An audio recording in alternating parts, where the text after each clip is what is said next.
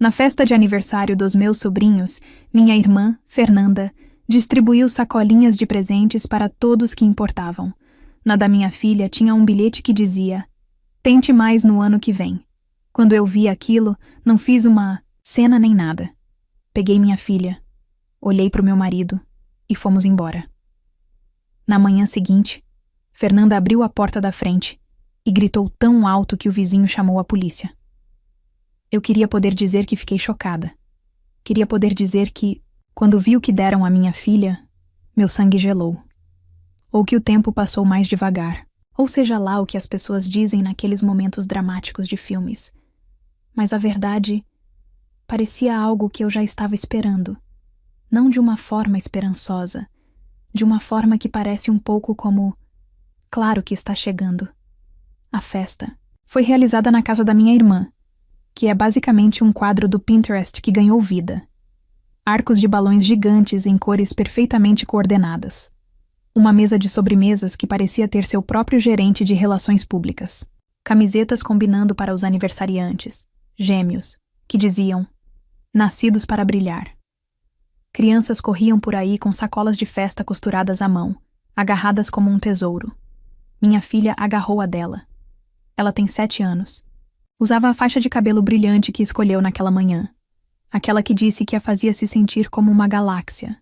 Estava nervosa antes de chegarmos. Ela sempre fica com grandes multidões. Mas praticou dizer feliz aniversário no carro 2 vezes. Até fez 2 pequenos cartões, um para cada primo. Desenhou pequenas estrelas neles. Assinou com amor. Eu estava orgulhosa dela só por aparecer. Meu marido e eu ficamos perto da mesa de comida, trocando conversas educadas com pessoas que mal conhecíamos. Eu tentei ignorar como Fernanda mal nos reconheceu. Como minha mãe me deu aquele sorriso frágil que dizia: "Não comece nada." Como meu pai apenas assentiu uma vez e voltou a esculpir o presunto como se aquilo exigisse foco cirúrgico. Então, eles começaram a entregar os sacos de presente. Cada um tinha o nome da criança em letras brilhantes. Bichos de pelúcia. Varinhas de bolhas. Garrafas de água personalizadas. Um pequeno chaveiro com a primeira inicial. Um por um, as crianças sorriram e rasgaram os pacotes como se fosse manhã de Natal. Então, entregaram um para minha filha. Um saco de papel branco simples. Sem glitter. Sem nome.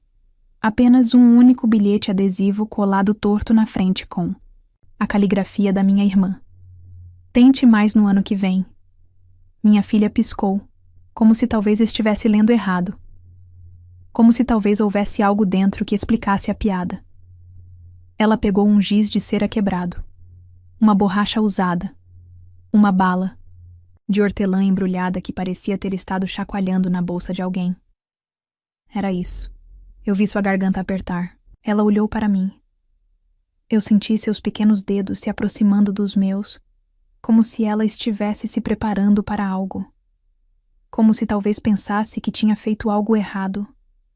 E então, veio a risada dos adultos. Fernanda riu primeiro. Aquela risada alta e aguda que ela dá quando quer que todos saibam que ela é a responsável pela piada. "Ela tem feito isso ultimamente", disse acenando como se fosse fofo, interrompendo, respondendo, chorando por coisas pequenas. Isso é só um pequeno chamado para acordar. Minha mãe riu. Honestamente, é bom para ela. Você a abraça demais. Até meu pai resmungou um pouco, meio rindo, como se tudo fosse estranho, mas inofensivo. As outras crianças riram também. Elas não sabiam por quê. As crianças nunca sabem, mas seguiram o exemplo. Minha filha sorriu. Aquele sorriso tenso e trêmulo que as crianças dão quando estão tentando não chorar. Meu marido olhou para mim, não com choque, com algo mais calmo, mais firme. Ele se agachou ao lado dela, pegou a bolsa gentilmente de suas mãos e disse: "Você não precisa disso. Vamos pegar um bolo de verdade." Nós nos levantamos. Eu não disse uma palavra. Nem ele.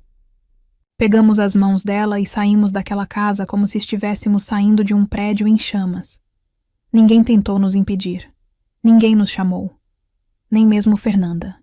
Em casa, Minha filha sentou no sofá e olhou para as estrelas brilhantes em seus cartões de aniversário, como se elas pudessem se reorganizar em uma razão.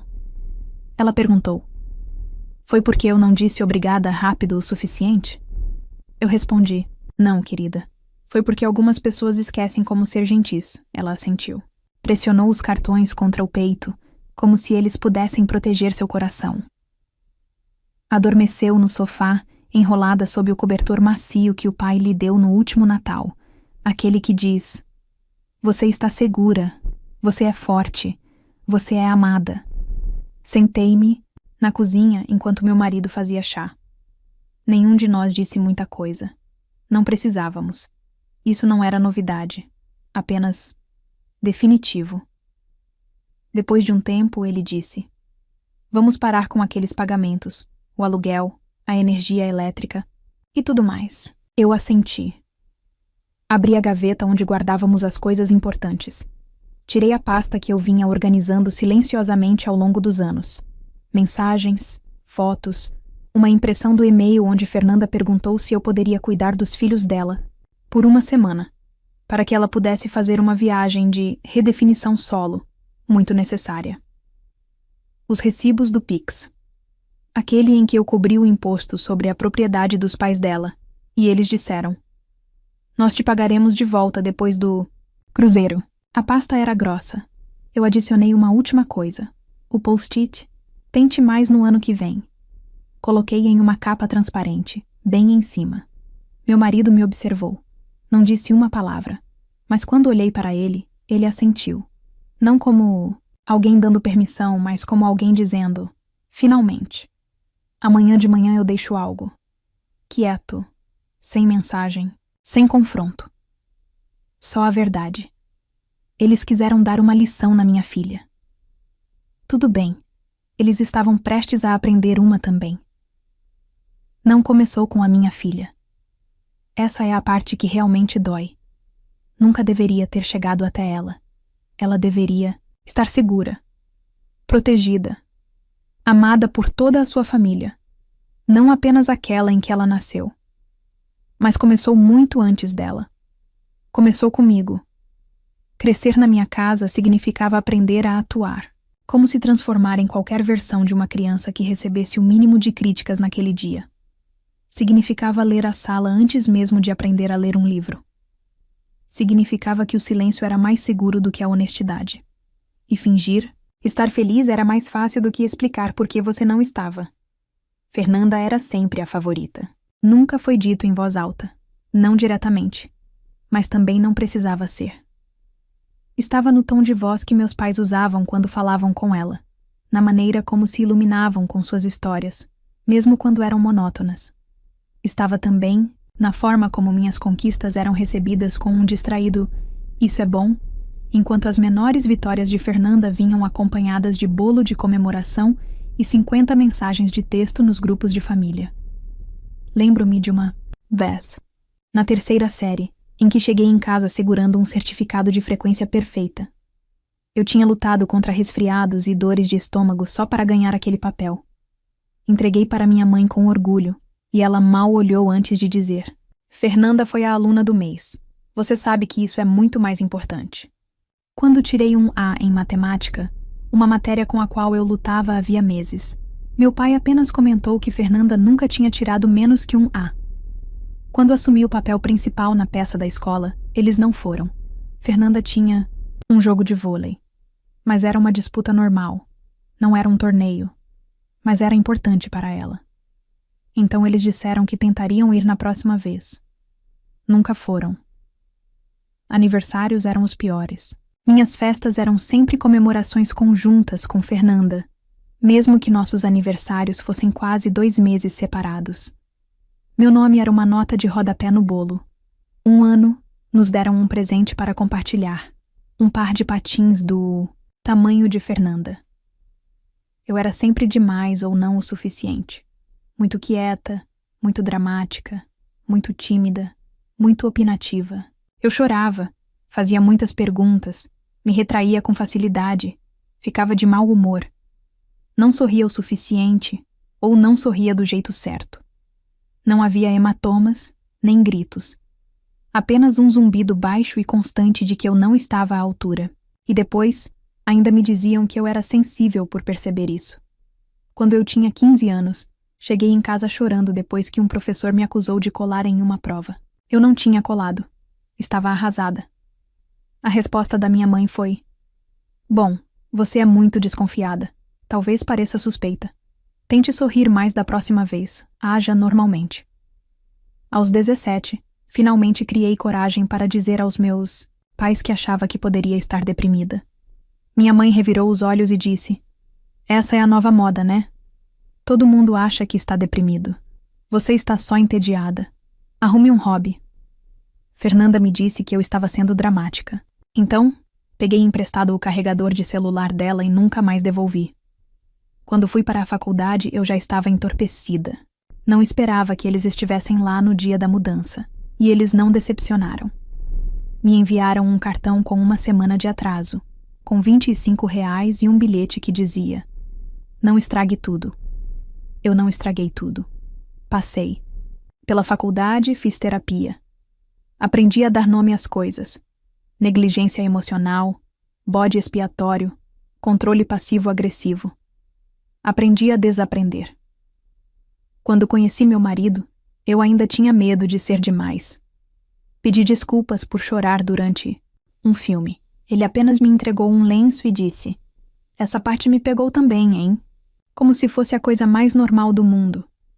Ele foi a primeira pessoa que perguntou o que eu queria de aniversário. E acertou. Não porque adivinhou, mas porque ouviu quando eu contei sobre minha família. Eu minimizei. Fiz parecer menos do que era.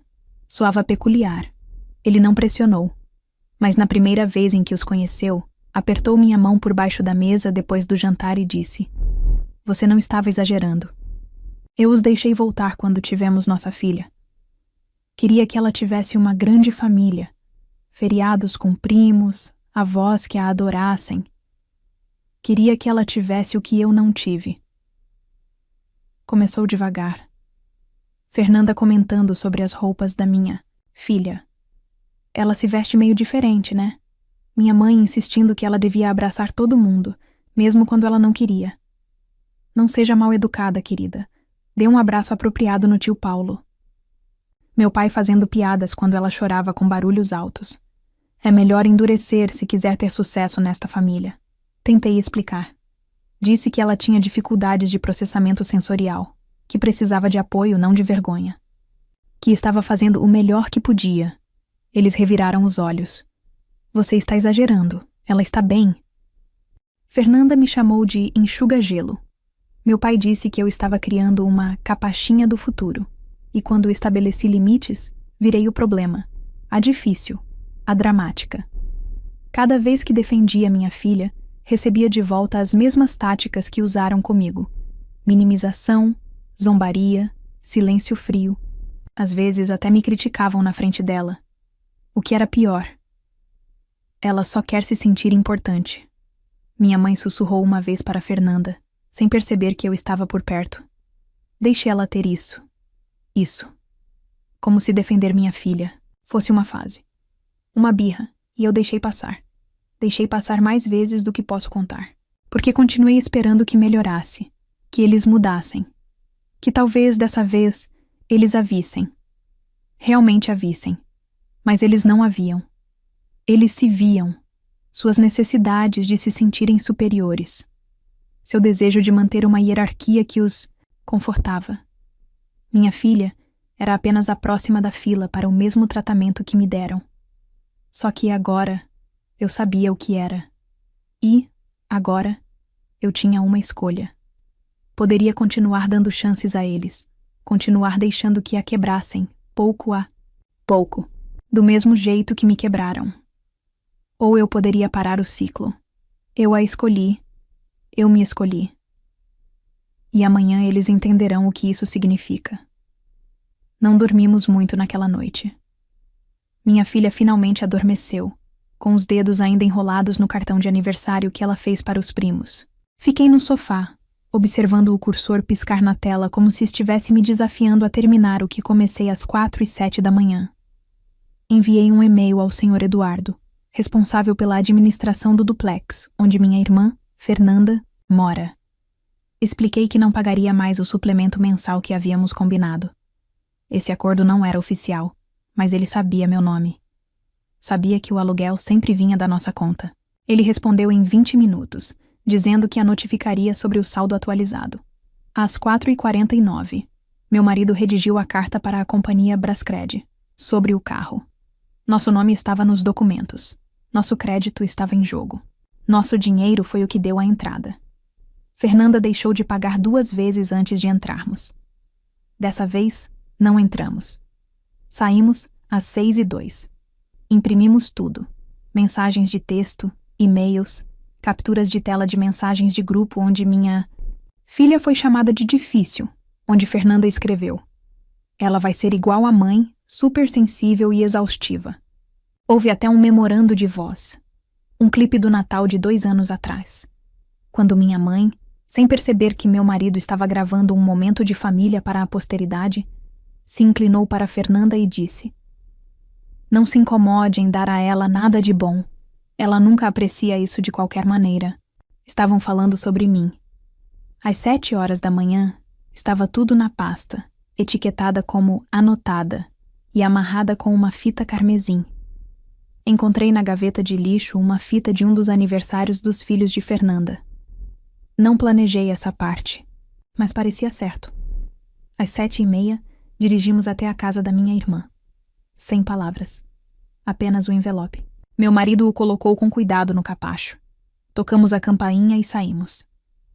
Estávamos na metade da rua quando ouvimos o grito. "Oi, a desenfreada!" Um som que saiu dela como se estivesse vivendo em sua garganta há anos. Eu não me virei. Meu marido agarrou o volante com mais força e por um momento ele sorriu. Depois descobri que o vizinho saiu de roupão, presumindo que alguém tinha se machucado. Ele chamou a polícia ao ver Fernanda no gramado da frente, com o rosto vermelho e frenético, segurando a pasta como se fosse radioativa. Quando os policiais chegaram, ela tentou dizer que era assédio, que sua irmã louca estava tentando destruir sua vida. Eles folhearam a pasta. Então, disseram calmamente que era um assunto civil.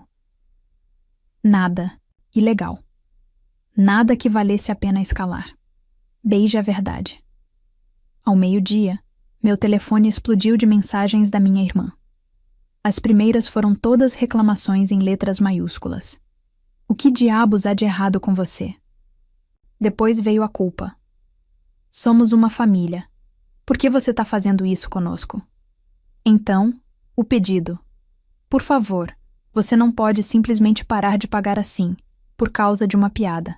E por fim, as ameaças. "Se você não retirar isso, você vai se arrepender." Minha mãe ligou 4 vezes. Deixou uma mensagem de voz na terceira. "Você levou isso longe demais. Essa família sempre teve problemas. O que você quer?" Ela parecia mais brava do que arrependida. Eu não respondi. Em vez disso, enviei a versão digital da pasta para nossos parentes. Minhas tias, meus tios, meus primos, sem comentários. Apenas uma linha de assunto simples. Caso você já tenha se perguntado por que paramos de aparecer. No final do dia, eu tinha 20 respostas. Metade delas era alguma versão de "eu não fazia ideia." Um primo enviou uma única linha. "Bom pra você." A verdadeira repercussão começou 2 semanas depois. O Sr. Eduardo seguiu adiante. Fernanda tinha 30 dias para pagar o valor total ou enfrentaria despejo. A companhia Brascred sinalizou o carro. Os pagamentos atrasados desencadearam uma revisão e ela recebeu um aviso. Meu marido sorriu quando viu a notificação. Meus pais ligaram para o meu marido, não para mim, para o meu marido. "Ela não vai nos ouvir." Minha mãe disse: "Mas talvez ela ouça você. Diga a ela que sentimos muito. Diga a ela que ela não precisa fazer isso." Ele disse a verdade. "Ela não está fazendo isso com vocês. Vocês fizeram isso com vocês mesmos." Eles apareceram na nossa casa na manhã seguinte. Minha filha os viu pela janela. Seu rosto ficou pálido. Eu os encontrei na porta. Não os deixei entrar. "Nós só queremos conversar", meu pai disse. Isso está saindo do controle. Não, eu disse. Isso se chama consequências. Minha mãe tentou chorar, mas não havia lágrimas. Eu não me mexi, eles até deixaram um cartão embaixo da porta. Um daqueles genéricos de condolências. Dentro dizia: sentimos falta da nossa família. E então voltei para dentro, onde minha filha estava lendo no sofá, suas pernas dobradas sob um cobertor, seu rosto em paz. Ela olhou para cima e perguntou: eles estavam bravos? Eu balancei a cabeça. Eles estavam barulhentos. Isso não é a mesma coisa. Ela respondeu, ela assentiu. Naquela noite meu marido nos levou para tomar sorvete. Não comemoramos, apenas respiramos. Mas naquela respiração silenciosa havia algo novo. Paz. E foi alto como uma bomba, por cerca de uma semana. Houve silêncio. Ou melhor, raiva silenciosa, zumbindo logo abaixo da superfície. Minha irmã tinha ficado maluca, claro. Mas depois do grito inicial, da enxurrada de mensagens e das tentativas frustradas de culpa, as coisas ficaram sombrias. Por um momento, pensei, talvez seja isso. Talvez finalmente eles tenham entendido a mensagem. Mas eles não tinham. 10 dias depois da entrega da pasta na porta da frente, minha filha chegou da escola com um bilhete na mochila. Era da Fernanda. O papel era pastel, com pequenos corações nas bordas, como se fosse algo feito para uma criança. A mensagem era curta. Se você alguma vez se sentir triste ou confusa, lembre-se, tia Fernanda te ama. Você pode me ligar a qualquer hora, mesmo que sua mãe diga não. Minha filha olhou para mim confusa. Eu fiz algo errado? Perguntou ela. Eu senti a fúria subir pela minha garganta antes que eu pudesse conter. Aquilo já não era mais apenas uma questão de limites. Era manipulação, deliberada, baixa e direcionada. Liguei imediatamente para a escola e registrei uma ordem formal de não contato com a escola, para minha irmã e meus pais. 2 dias depois, uma conta falsa começou a me marcar nas redes sociais, me chamando de ingrata, postando fotos borradas da infância com legendas como: algumas pessoas esquecem quem as criou. Outra mensagem anônima dizia: lembre-se, crianças crescem. Um dia ela vai saber o que você fez. Essa foi a gota final. Enviei tudo para meu advogado, que repassou o material à polícia. Minha irmã postou uma selfie chorando com a legenda: quando sua família se volta contra você. Começou o desfile de simpatia, até que a verdade começou a vazar, silenciosamente. Uma tia, depois uma prima, depois outra prima. Capturas de tela circularam. Mensagens de voz foram reproduzidas. As pessoas viram os recibos da mesma forma que eu. Meus pais não aceitaram bem. Tentaram reunir a família extensa com uma chamada no Zoom, da qual eu não participei. Mas aparentemente, quando alguém perguntou por que eu não havia sido convidada para o aniversário do vovô no ano anterior, minha mãe congelou. Outra pessoa perguntou por que Fernanda estava mexendo no fundo de emergência da família se era a única com um salário estável. Mas alguém quis saber sobre a tal festa de aniversário e se a história que estava circulando era realmente verdadeira. Antes do final da chamada, as pessoas começaram a sair silenciosamente da reunião. Meus pais pararam de postar fotos de eventos familiares. E minha irmã até deletou sua conta. Então veio uma carta, uma coisa desesperada e confusa da minha mãe, escrita em tinta azul. Nossa família é bagunçada. Cometemos erros sim, mas no fim do dia, somos tudo o que temos. Não puna todo mundo para sempre por um mal-entendido. Sua filha vai se arrepender dessa distância, assim como você. Eu não respondi. Em vez disso, emoldurei a carta e pendurei, ao lado do post-it que começou tudo. Tente mais no ano que vem. Depois disso, ajudei minha filha a pendurar luzes de fada em volta de sua nova cama. Ela escolheu as macias, as que mudavam de cor lentamente, como respiração. Sua respiração tinha mudado. Agora estava mais leve, mais suave, não mais tensa. E contida, como antes. Ela fez novas amizades. 2 garotas da aula de arte. Almas doces, curiosas e gentis, que não riam quando ela precisava tapar os ouvidos ou fazer pausas. Ela começou a dormir a noite toda. Uma manhã, ela me disse: meu coração não parece mais estar zumbindo. Eu a abracei tão forte que ela guinchou. E então, uma última coisa aconteceu. No fim do ano letivo, sua turma organizou um dia da família. Os alunos podiam convidar um adulto para sentar com eles, comer biscoitos e ver seus projetos de arte. Ela me escolheu, é claro. Seu projeto era uma pintura abstrata, galáxias girando, cometas rosas suaves no canto. No topo, ela havia escrito com tinta preta: melhor um abraço quentinho do que uma festa cheia. No caminho para casa, perguntei se ela queria parar para tomar um sorvete. Quero, ela respondeu. E então fez uma pausa. Mãe? Sim, querida. Você fez a coisa certa. Mesmo que eles te chamem de má. Mesmo que eles nunca mais falem com a gente. Você fez a coisa certa. Pisquei forte, tentando segurar o nó na garganta. Obrigada, querida. Isso significa tudo. Ela se recostou no banco, sorrindo. Mais tarde naquela noite, verifiquei meu e-mail uma última vez antes de dormir. Havia uma nova mensagem de Fernanda. Sem assunto. Sem saudação. Apenas 6 palavras. Você está feliz. Agora? Você ganhou? Eu não respondi. Não precisava. Porque ela estava errada. Eu não ganhei. Eu fui embora. E pela primeira vez na minha vida, eu não olhei para trás. Talvez eu tenha ido longe demais. Ou talvez eu não tenha ido longe o suficiente. Às vezes ainda me pergunto se eu deveria ter falado mais naquela festa.